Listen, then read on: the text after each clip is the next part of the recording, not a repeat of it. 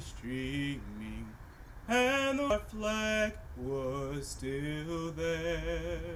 Oh, say, arms!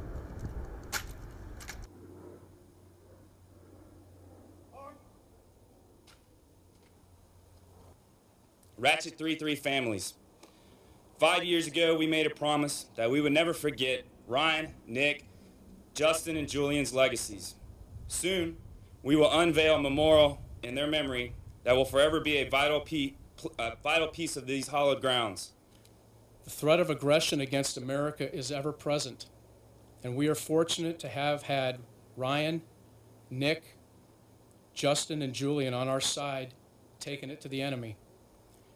They are the true source of America's strength, the individual willing to sacrifice all for his nation.